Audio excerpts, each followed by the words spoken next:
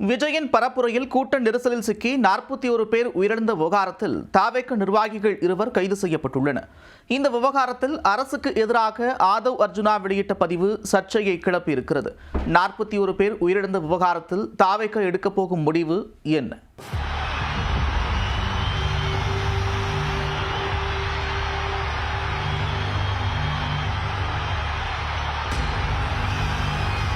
கரூர் வேலுசாமிபுரத்தில் கடந்த சனிக்கிழமை தாவேக தலைவர் விஜயின் பிரச்சார கூட்டம் நடைபெற்றது. இந்த கூட்டத்தில் ஏற்பட்ட நெரிசலில் சிக்கி 8 குழந்தைகள் உட்பட 41 பேர் உயிரிழந்த சம்பவம் ஒட்டுமொத்த நாட்டையே உலுக்கியது.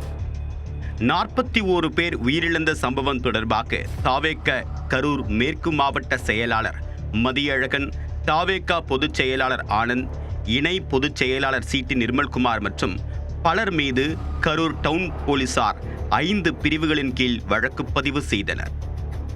இந்திய தண்டனை சட்டத்தின் 105வது பிரிவின் கீழ் கொலைக்கு சமமில்லாத குற்றவியல் மரணம் விளைவித்தல், பிரிவு 110 கீழ் குற்றவியல் மரணம் விளைவிக்க முயற்சித்தல், பிரிவு 125 படி மற்றவர்களின் உயிருக்கு அல்லது தனிப்பட்ட பாதுகாப்பிற்கு ஆபத்தை விளைவிக்கக்கூடிய செயல், பிரிவு 223 படி அரசு அதிகாரியால் பிறப்பிக்கப்பட்ட உத்தரவுக்கு கீழ்ப்படியாமை ஆகிய பிரிவுகளின் கீழ் வழக்கு பதிவு செய்யப்பட்டுள்ளது.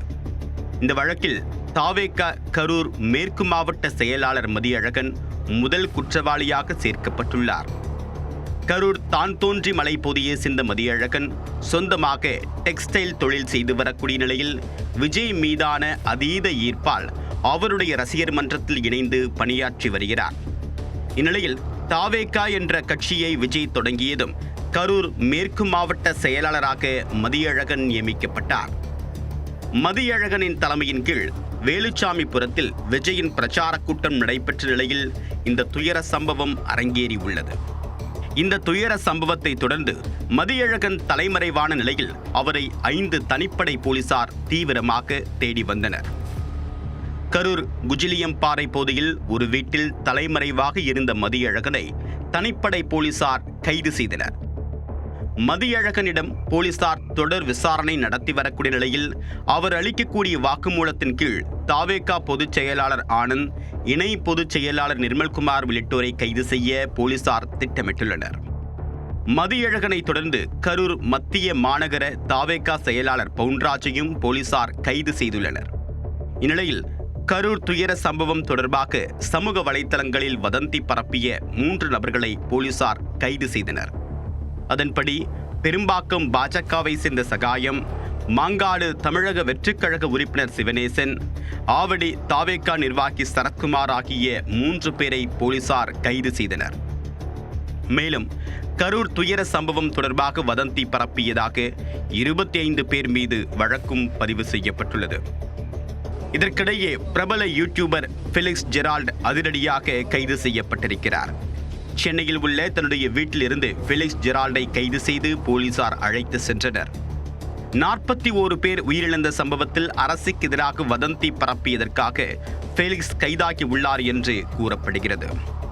கரூரில் விஜய் பரப்புரை கூட்டத்தில் ஏற்பட்ட கூட்ட நெரிசலில் சிக்கி காயமடைந்த 111 நபர்களில் 51 பேர் குணமடைந்து வீட்டுக்கு அனுப்பி வைக்கப்பட்டுள்ளனர். இது தொடர்பாக மாவட்ட ஆட்சியர் தங்கவேல் வெளியேற்றக்கூடிய அறிக்கையில் உயிரிழந்த 41 பேரின் உடல்கள் உடற்கூராய்விற்கு பிறகு அவர்களின் குடும்பத்தாரிடம் ஒப்படைக்கப்பட்டிருப்பதாக குறிப்பிட்டுள்ளார். மேலும் காயமடைந்த 60 பேருக்கு உயர் சிகிச்சை அளிக்கப்பட்டு வருவதாகவும் தெரிவித்துள்ளார். இதற்கிடையே சென்னை பட்டினப்பாக்கத்தில் உள்ள தன்னுடைய வீட்டில் கட்சி நிர்வாகிகளுடன் விஜய் ஆலோசனை நடத்தியிருக்கிறார். கரூர் கூட்ட நெரிசல் தொடர்பாக உண்மை சம்பவங்களை வெளியே கொண்டு வர இந்த விவகாரத்தை சிபிஐ விசாரிக்க வேண்டும் என்று தாவேக வலியுறுத்த இருப்பது குறிப்பிடத்தக்கது. இந்த விவகாரங்களுக்கிடையே விழுப்புரம் மாவட்டம் செஞ்சி அருகே தாவேக கிளை செயலாளர் ஒருவர் தூக்கிட்டு தற்கொலை செய்து கொண்டார். விற்பட்டு ஊராட்சி கிளை செயலாளராக இருந்த ஐயப்பன் கரூர் சம்பவத்தில் விஜயின் மீது வைக்கப்பட்ட விமர்சனங்களால் கடும் மன உளைச்சலில் இருந்ததாக கூறப்படுகிறது. இந்நிலையில் கடிதம் எழுதி வைத்துவிட்டு ஐயப்பன் தற்கொலை செய்து கொண்டது மேலும் சோகத்தை ஏற்படுத்தியுள்ளது. இதற்கிடையே தாவேக துணை பொதுச் செயலாளர்களில் ஒருவரான ஆதவ் அர்ஜுனா வெளியேற்றக்கூடிய பதிவு சர்ச்சைகளை ஏற்படுத்தியுள்ளது. ஆதவ் அர்ஜுனா வெளியிட்ட பதிவில், இப்படி ஆளும் வர்க்கத்தின் அடிவருடிகளாக காவல்துறை மாறிப்போனால் மீட்சிக்கு இளைஞர்களின் புரட்சிதான் ஒரே வழி.